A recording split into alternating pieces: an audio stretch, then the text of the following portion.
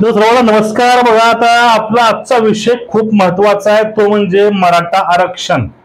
मराठा आरक्षण होणारी मराठ्यांची दिशाभूल असेल किंवा मराठ्यांना येड्यात काढायची कामं नेमकं कोण करत आहे आणि बदनाम कुणाला करण्यात येत आहे आणि बदनाम नेमकं कोण होत आहे, नेमकं हा ट्रॅप काय आहे, आपण ह्या व्हिडिओत मित्रांनो बघणार आहोत आज। बघा, आता काही दिवसापूर्वीपासून हे आंदोलन चालू आहे, 8 ते 9 महिने झालं मराठा आरक्षणाचं, आणि त्यामध्येच अनेक आतापर्यंत नेते मंडळी उभे राहिली। बघा, त्यावेळेस पण 1994 मध्ये सुद्धा ओबीसी करता ओबीसी नेते उभा होते आणि त्यावेळेस फक्त मराठा नेते उभे नव्हते। आजही तीच अवस्था आहे। काही मोजके आमदार सत्तेमध्ये सोडले तर बाकी त्याला सपोर्ट कोणी करत नाही, हा विषय आहे। पण बघा, आता विषय महत्वाचा कुठला आहे? विषय आता सगळे काही सुरळीत चालू आहे। मराठ्यांची मागणी ही शासनाकडे, शासन हे सकारात्मक आहे। काँग्रेसपेक्षा 100 पटीनं जास्त सकारात्मक हे भाजप सरकार मराठा आरक्षणा संबंधामध्ये आहे। ही गोष्ट कुणीच नाकारू शकत नाही, ही गोष्ट सर्वसामान्य माणूस स्वीकारून घेतो। कारण बाबा, आतापर्यंत इतके वर्ष झालं हा संघर्ष चालू आहे, पण मराठ्याविषयी जो निर्णय चांगले घेतलेले आहेत ते निर्णय हे चांगले भाजपनंच घेतलेले आहेत, ही गोष्ट आपल्याला विसरता कामा नये किंवा ही गोष्ट विसरू नये। आता गोष्ट पुढली राहिली, तर गोष्ट काय, जो ट्रॅप लावला गेलेला आहे, जो ट्रॅप चाललेला आहे, तो ट्रॅप कसा आहे की कसल्याही अवस्थेमध्ये महाविकास आघाडी याला जबाबदार आहे या गोष्टीला, आरक्षणाच्या। पण त्यांना कुठेतरी साईडला ठेवून फक्त लोकांचा फोकस हा भाजपकडे करण्याकडे जास्त कल आहे। पण मराठ्यांचा शत्रू भाजप हा कधीच नव्हता आणि पुढेही नसणार आहे। पण यावेळेसच बघा, मराठ्यांच्या आंदोलनाला आडकाठी किंवा काडी लावण्याचं काम हे भुजबळांनी केलं, पडळकरांनी केलं किंवा जे सत्तेमध्ये नेते आहेत त्यांनी केलं, म्हणून मराठ्यांचा रोष हा भाजपकडे आहे। बघा, मराठ्यांचा रोष भाजपकडे असायचं कारण काय?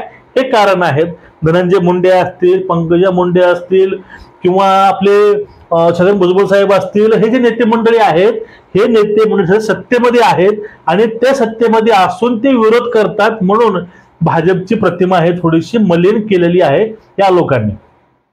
पण शत्रू हा भाजप मुळात नाहीच। आता मग समजून घ्या, आतापर्यंत हे नेते मंडळी समोर आली आणि ते पाठीमागे परत बॅकफुटला गेली। मग आता एवढं असताना प्रकाशजी आंबेडकर यांनी एक मोहीम राबवली पूर्ण महाराष्ट्रामध्ये आणि सोबत दलित बौद्ध बांधव घेऊन त्यांनी सभा ही मोहीम राबवलेली आहे, ओबीसी आरक्षण बचाव मोहीम। आम्ही आदरणीय आंबेडकर साहेबांचा आदर्श घेतो, त्यांना मानतो, ते ज्ञानी आहेत, ह्या गोष्टी बरोबर आहेत। पण एका चांगला वारसा असलेल्या व्यक्तीनं एखाद्या समाजाविषयी नकारात्मक गोष्टी पसरवणं हे चुकीचं आहे। आंबेडकरांनी डायरेक्टली तुमचं विषय काय आहे तुम्ही त्या विषयावरती करा, पण तसं ओबीसी समाज किंवा बौद्ध समाज फक्त आमचा आहे, मराठा आमचा नाही, हे नेरेटिव्ह सेट यामधून होते। आणि जे म्हणतो ना आपण, जातीय दंगली कोण घडवतं, जातीयता गावागावामध्ये कशी पसरली गेली, जातीयता कशी पसरते, याचं कारण मुळात हेच कारण आहे। काही नेते मंडळी सुटतात, आम्ही ओबीसी, आम्ही हे म्हणून ते त्यामध्ये विष कालवायचा प्रयत्न करतात। आतापर्यंत महाराष्ट्रामध्ये हेच होत आलेलं आहे, आता पण तेच चाललेलं आहे आणि हे असंच चालू राहणार। म्हणजे फक्त काही गोष्टीच्या हव्यासापायी ह्या गोष्टी करणं टाळणं हे खूप गरजेचं आहे। कारण पाठीमाग बघा, ओबीसीच्या आरक्षणाच्या वेळेस सुद्धा प्रकाश आंबेडकरांची भूमिका हे मोठी आहे। 1994 ला आंबेडकरांनी सपोर्टनं किंवा त्यांच्या प्रयत्नानं हे ओबीसी आरक्षण मिळू शकलंय, ही गोष्ट नाकारू शकत नाही। पण मराठा समाज जर ओबीसी मध्ये आला, यामध्ये जे ओबीसी आरक्षण आहे त्याला कुठलाही धक्का बसणार नाही। तुमचा मला फक्त एकच प्रश्न आहे, हा पश्चिम महाराष्ट्रामधील किंवा विदर्भातील मराठा हा कुणबी असू शकतो, मग जो आमचे 3-4 जिल्हे आहेत तेथील मराठा कुणबी असू शकत का नाही, ते ओबीसी का असू शकत नाहीत? म्हणजे एका आईचे 2 मुलं आहेत, एका मुलाला अधिकार हा पूर्ण मिळतो, एका मुलाला अधिकार मिळत नाही, हा कुठला न्याय असू शकतो? आपण न्यायाच्या गोष्टी करतो, त्यामुळे म्हणतो ह्या गोष्टी ज्या आहेत ह्या गोष्टी पूर्ण शासनावर सोडून शासन जो काही निर्णय घेईल, जो काही निर्णय देईल ते आतापर्यंत स्वीकारत आलोच, ह्यावेळेस पण स्वीकारण्यात येईल. पण त्या लोकांमध्ये ज्या गोष्टी पसरवणं चालू आहे, नेरेटिव्ह करणं चालू आहे की मराठा समाजाविरुद्ध दुसरा समाज, हे पूर्णपणे चुकीचं आहे. गावागावामध्ये, गावदळामध्ये बघा, गाव पातळीवरती सर्व समाज आज सुद्धा गुन्ह्यात गोविंदाला नांदतात. एकमेकांच्या सुखदुःखामध्ये त्यांनाच एकमेकांची साथ द्यायची आहे. अशा वेळेस हे असे यात्रा आंदोलन करून दोन समाजामध्ये तेढ निर्माण होऊ नये यासाठी कार्य करावं अशी आशा आहे आंबेडकरांकडनं. कारण तेच करू शकतात. बघा, प्रकाशजी आंबेडकरच यावरती काय तो निर्णय व्यवस्थित लावू शकतात. म्हणून त्यांनी समोरासमोर सर्व नेतेमंडळीला घेऊन यावरती काय तो निकाल लावावा. आणि याविषयीच आंबेडकर घराण्यामधील एक वारसा आहे, ते म्हणजे राजरत्न आंबेडकर यांनी सुद्धा आपली भूमिका मांडलेली आहे. त्यांनी पाठिंबा दिलेला जरांगे पाटलांना पूर्णपणे. त्यांचं स्पष्ट म्हणणं आहे मराठा आरक्षण हे ओबीसीला मिळालंच पाहिजे. त्यांना आरक्षण मिळाल्यानंतर ओबीसीला कुठलाही धोका नाही. मित्रांनो, ह्या विषयावरती बोलण्यासारखं खूप आहे, पण तुम्ही हा एक व्हिडिओ बघून घ्या, तो पूर्ण डाउट क्लियर. जी जी जी जरांगे पाटिल, इनका आंदोलन वैलिड है.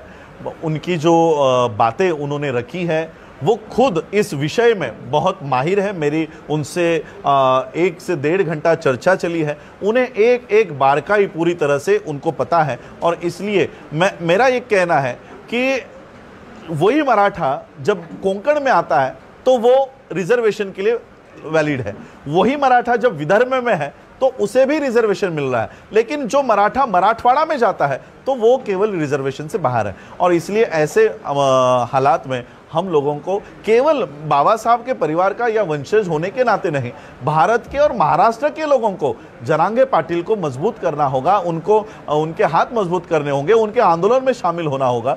किसी का, और मैं तो कहना चाहता हूं ओबीसी को भी इस बात से डरने की जरूरत नहीं है.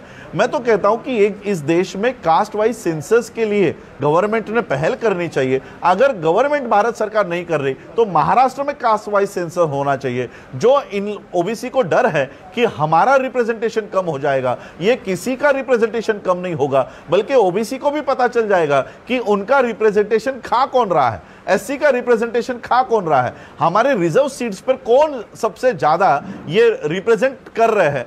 3.5% के लोग आज 51% सीट्स पर, चाहे वो एडमिनिस्ट्रेशन हो, चाहे